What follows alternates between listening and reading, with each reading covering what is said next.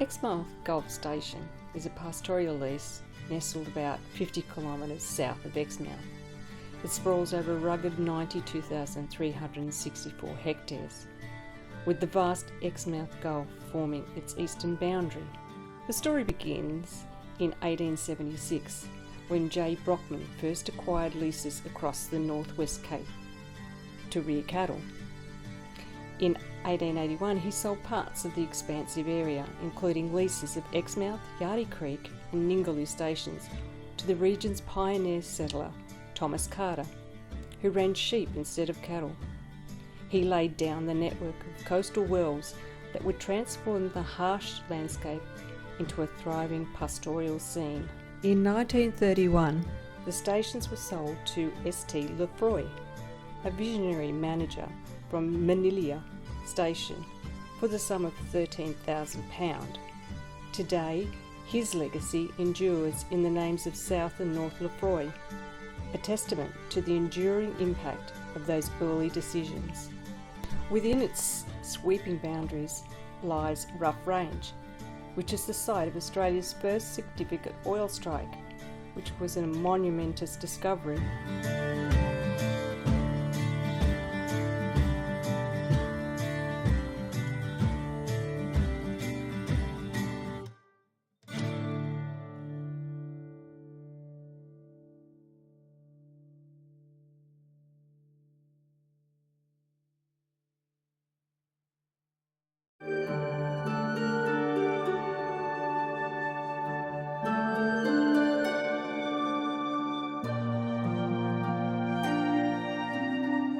The Crate was originally a Japanese fishing vessel, Kavuku Maru. An American destroyer captured the ship.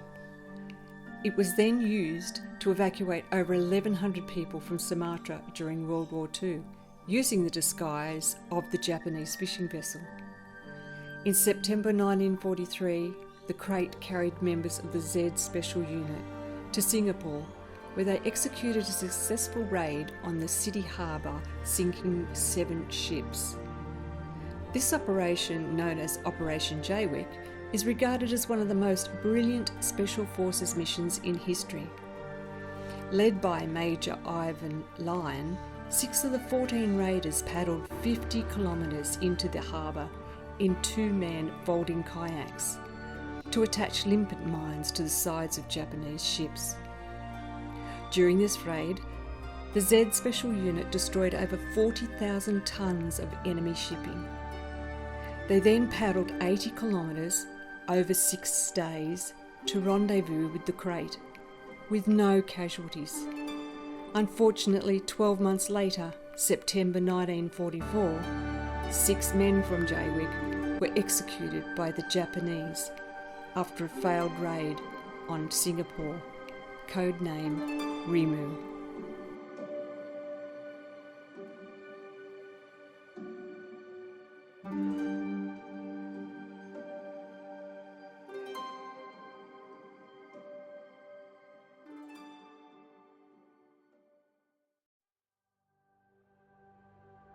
March 8th, 1907.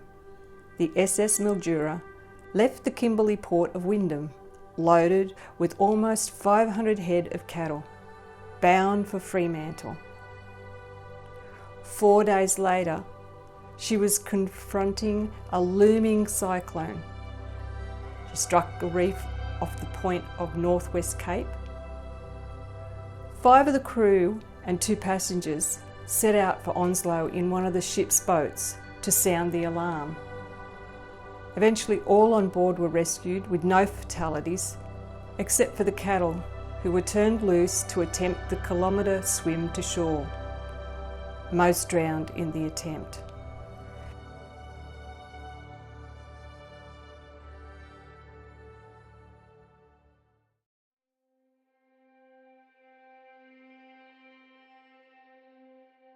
The 13 towers were built in mid-1960s under joint agreement between US and Australia.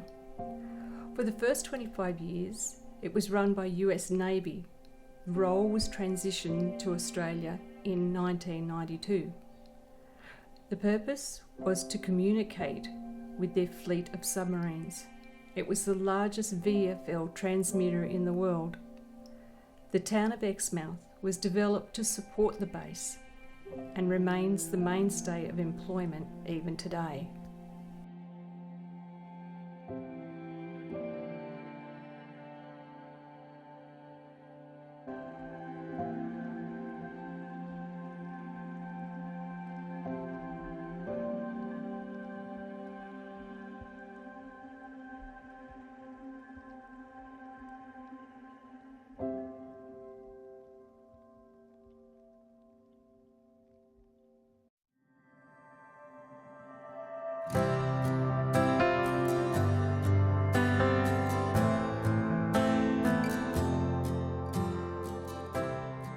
Shothole Canyon is part of the Cape Range National Park.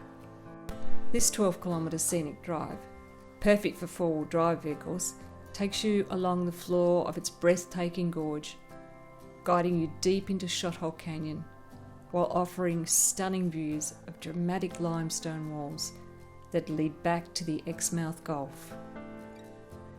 The canyon's name comes from the shot holes left in the landscape, a reminder of the explosive charges set for the seismic studies during oil exploration in the early 1950s.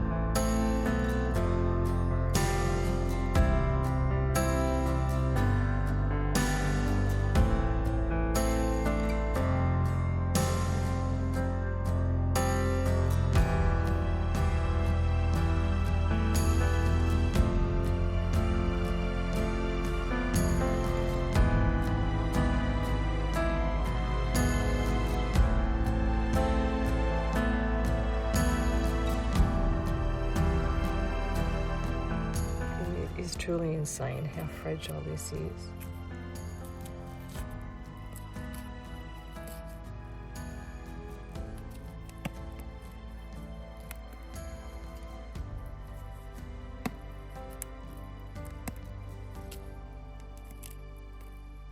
And it is holding up. Thousands of tons of ledges.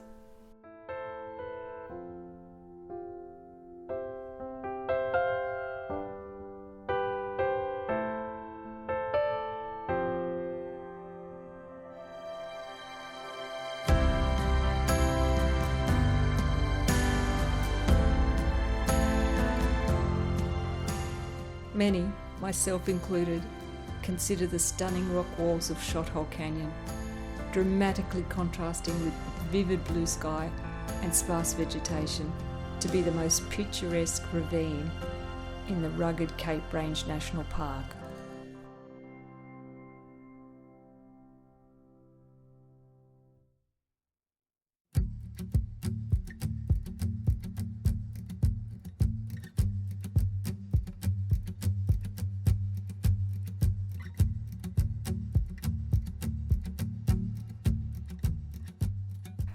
After Shothole, the drive into Charles Knife Canyon is a bit unnerving. The road takes you along the crest of the canyon. You have breathtaking views from either side of you as you wind up the 320 metres to the top of the range. No words can describe the enormity of this landscape. You feel very vulnerable, as if you were standing on the edge of the world.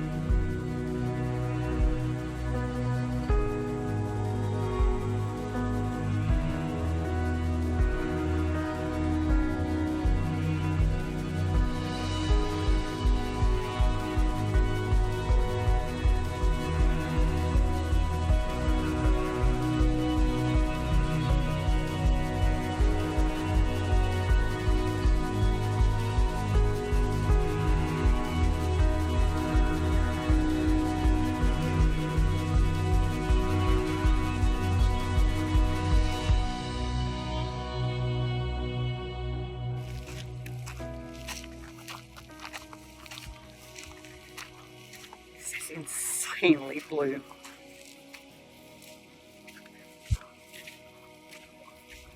Don't know whether it'll show up on the video, but it is absolutely iridescent aqua blue.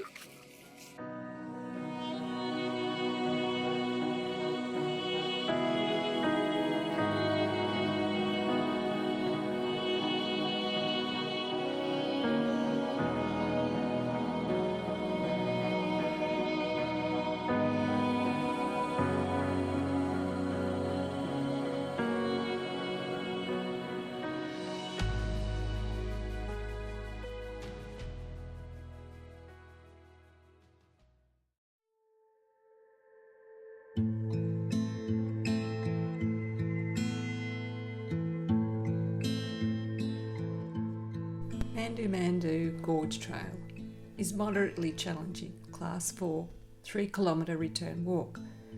It offers a rugged yet rewarding experience.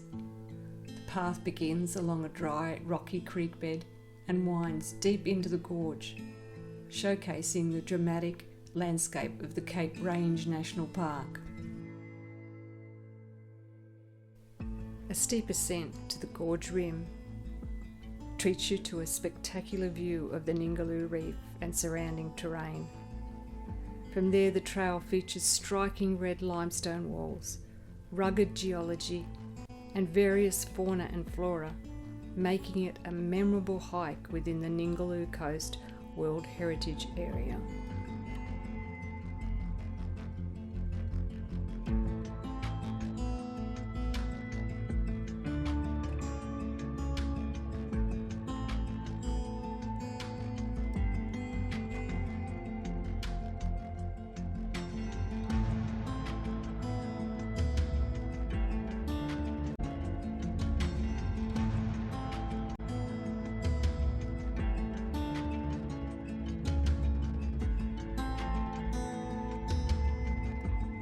Up again.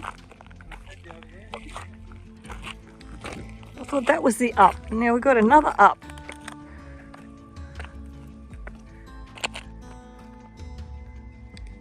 Yay.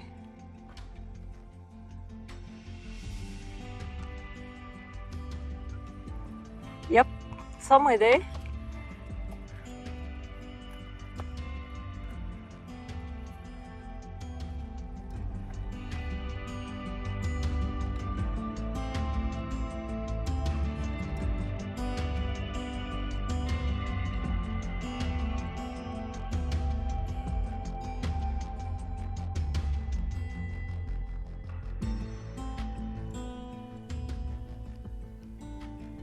That's where we've come from. That's where we're going. I'm going to put the camera down because I think I need 2 hands. Thought coming up was bad. Going down is going to be far, far worse. It's going to be a lot of bum action.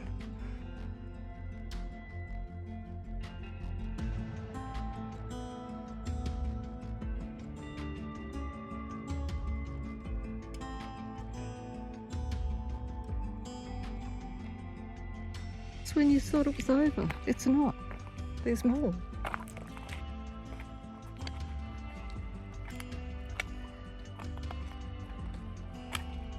Oh, I thought we were on the home run. Not. Wrong. Holy shit, where's it go? That's the down there. This looks like it's getting worse. Hey?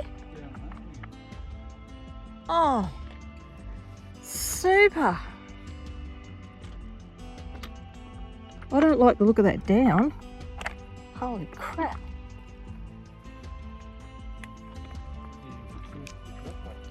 Oh, no wonder those people went back the other way. Oh, you're kidding me. Yay. Well, we survived that. We've got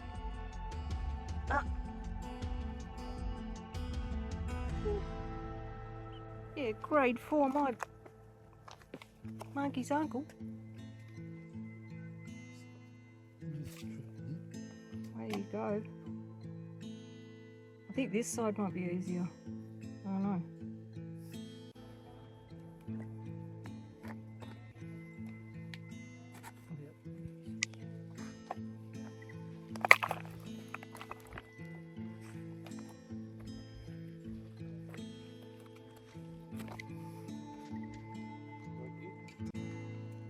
No, I'm coming.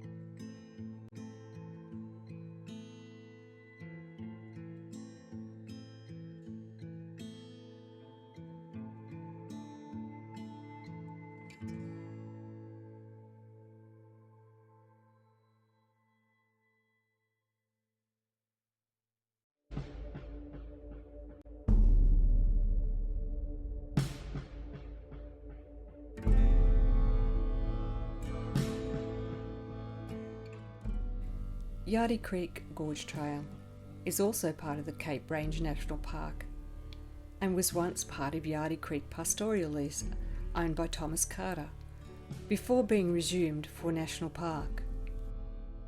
The gorge has deep blue water, red limestone cliffs and an array of birdlife and wildlife. The trail winds its way through the ancient landscape to meet the waters of the Ningaloo Reef.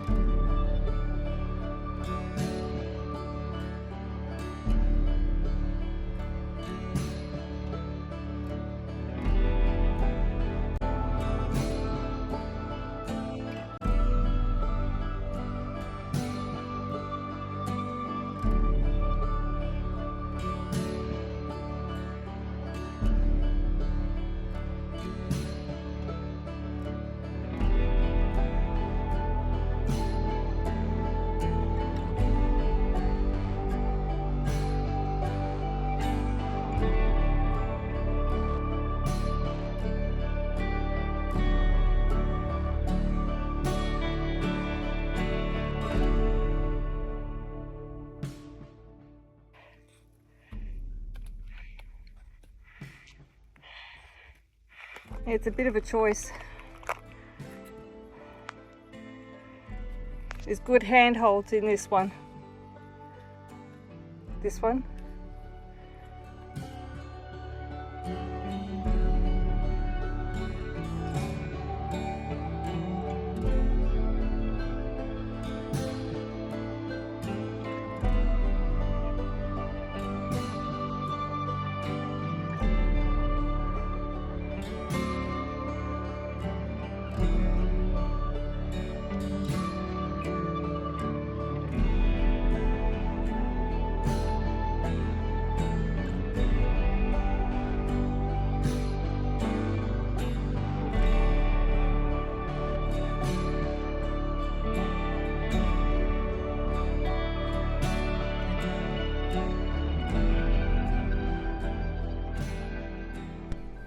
There are 2 walks, one easy 1.2 kilometre return, then an additional grade 4 of 1.5 kilometres. That includes rock climbing. Total hike 2.7 kilometres return, which is well worth the effort with fewer people than the short walk. You see ospreys patrolling the skies and rock wallabies darting from view.